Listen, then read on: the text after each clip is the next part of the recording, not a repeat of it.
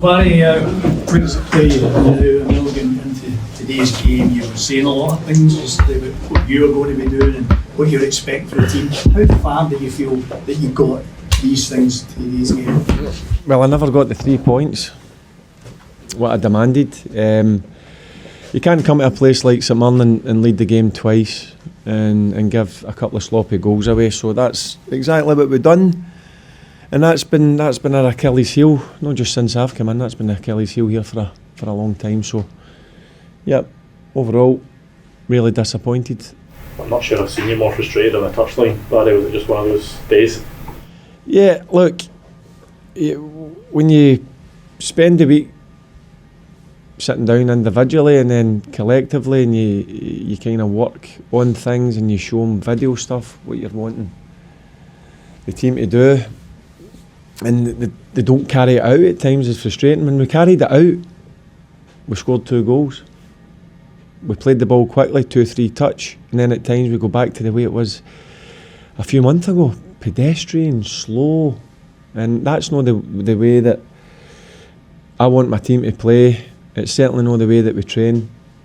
And then when we go that way, that then allows St Mirren, in my opinion, back into the game.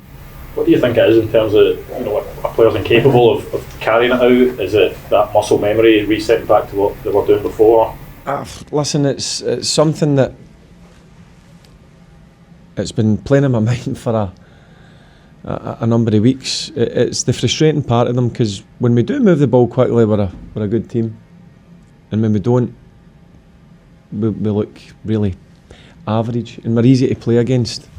And that again, I'll go back to it. It's just really frustrating when you obviously work at things, and then at times they don't carry it out. So yep, it's my job to obviously change that, or try and change that in the remaining 4 games. Barry, I heard you shout at one point he just doesn't listen. Is it possibly the case that some players just don't listen? Yeah, well, obviously you've got good hearing then. Yep, I shout a lot of things. Hopefully don't repeat the other things that I shout. Yeah, listen, I'm passionate on the sidelines.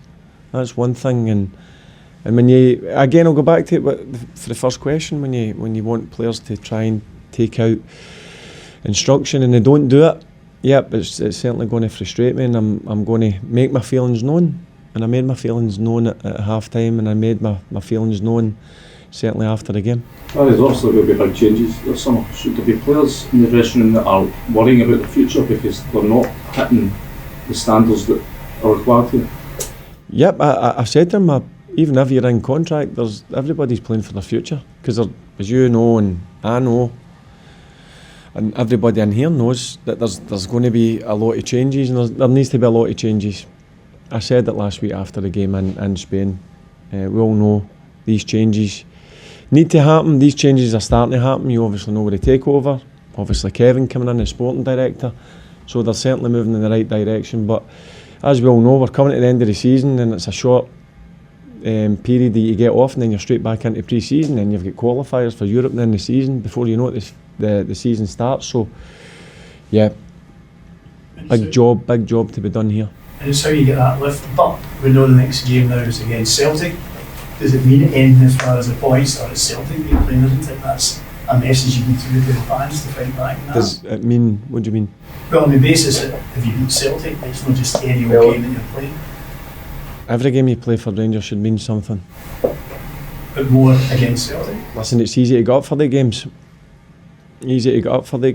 But every game you cross that white line when you're representing this club.